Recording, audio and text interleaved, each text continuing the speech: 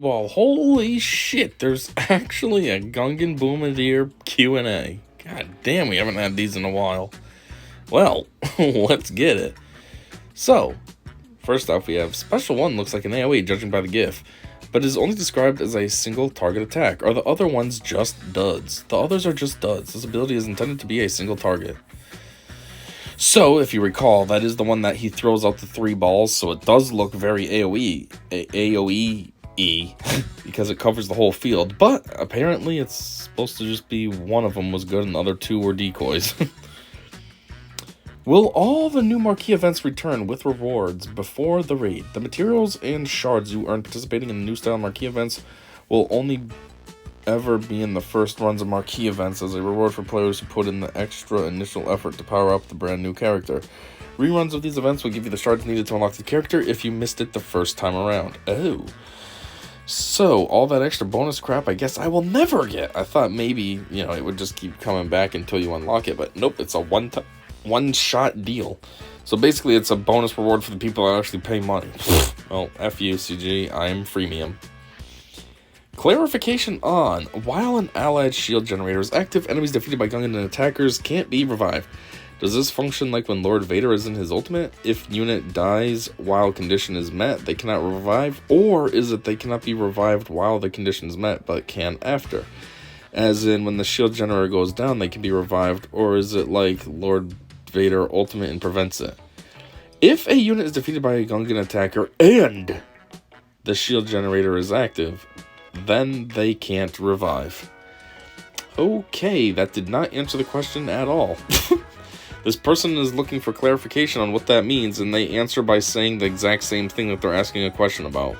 Way to go, CG, most specifically Tuscan Dickbag.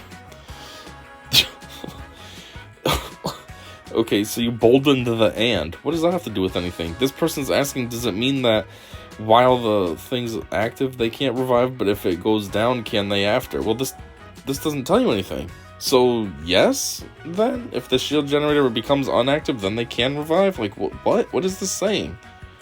That's a crappy answer. You didn't answer at all. You said the same thing that it was already, which already included confusion.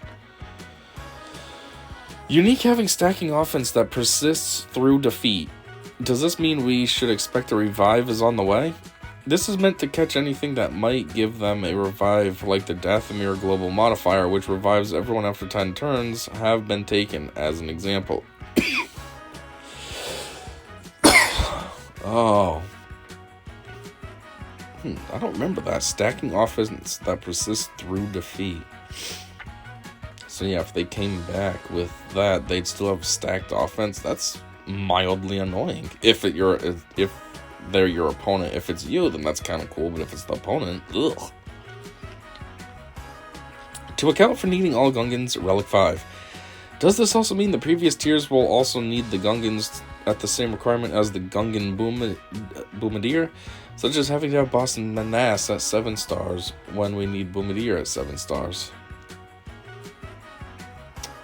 What? I remember this question, but I don't remember what it was on, what it was asked about. Like, what is this saying? This almost doesn't make any sense. What's their answer though? Only the last tier requires all the other Gungans at Relics 5. Tiers 6 and below only require 2 other Gungans. Okay. Must be something with the new prize brackets in the marquee event. I don't fully remember. I remember seeing that, but I can't remember what that relates to. And then this question is just making it even more confusing. Anyways, in the key reveal, it talks about the marquee event attempts now resetting at 11 a.m.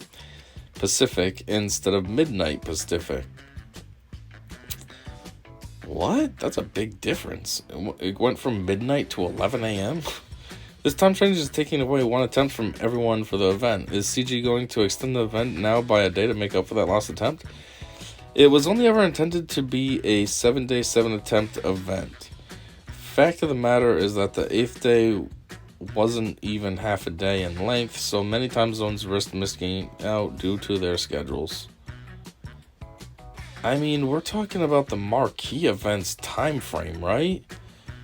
Like, It literally takes 6 minutes to complete the marquee event. I have plenty of proof via videos that I make and upload. And even then, the lengths are padded a little because I put that outro in there. So if it is 6 minutes, it's really like 5 minutes and 50 seconds when you take out my outro thing.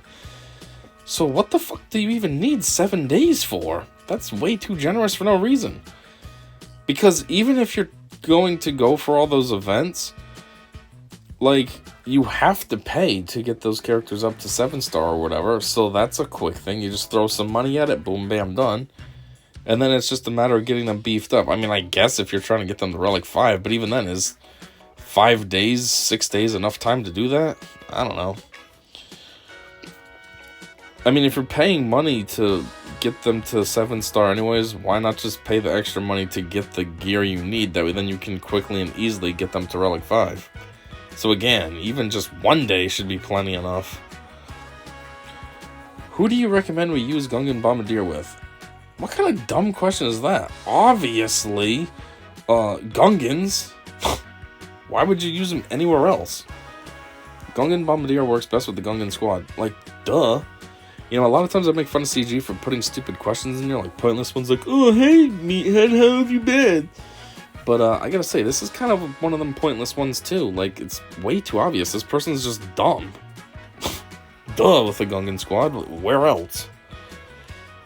What color deck would the Bombardier be? I'm assuming we're talking about Magic here and not Star Wars Unlimited. Okay, first off, what's Star Wars Unlimited? That's a card game? Is that free on the App Store? I should look into it. In Magic, I'm thinking you mean Magic the Gathering. And overall, I'm just going to say this is one of those dumb questions that doesn't need to be in here, because now you're saying Bombadier would probably work best in a Boros red-white deck. Turn, Meter, Swap, and Frenzy on Special 2 is very reminiscent of cards like Seize the Day, with the conditional damage amplification on the basic and Special 1.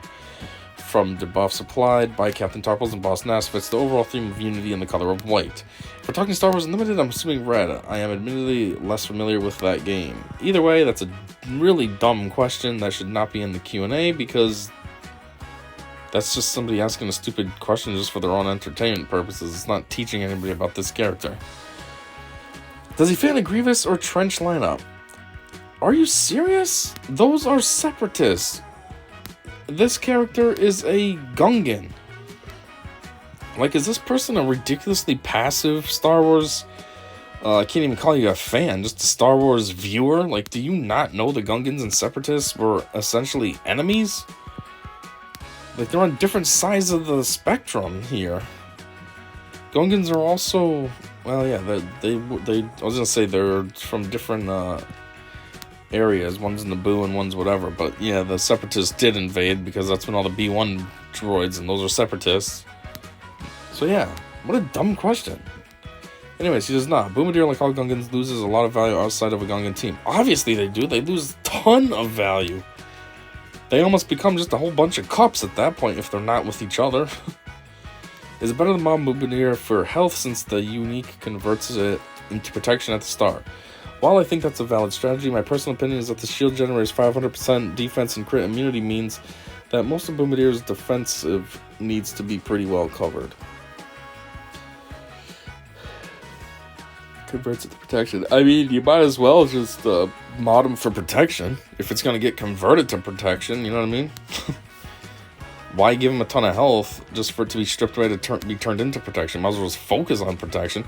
Give him, like, protection primaries with health secondaries. That way then you're maximizing that protection output. And, as I kept saying in the kit reveal, stay away from speed mods, because it sounds like you want them to go a little bit slower. You know, be after Boss Nass and Tarples. That way then they can lay down some debuffs or whatever. And then he can hit a little harder. Anyways, that's it. That was the Gungan Bombadier Q&A, but that was pretty cool. They haven't had one of these in a long time. I just got done saying something about that too in my last video. Like, how come they don't do this anymore? And then I'm just casually browsing the forums just to see if there's anything new to report on. And then I saw this, and it was like, what? Alright. So, yeah, overall, it was taught you a little bit, I suppose, except for some of these dumb, pointless questions that they love fitting in there. But anyways, I guess that's about all. Thanks for checking this out, and until next time, I said, see ya.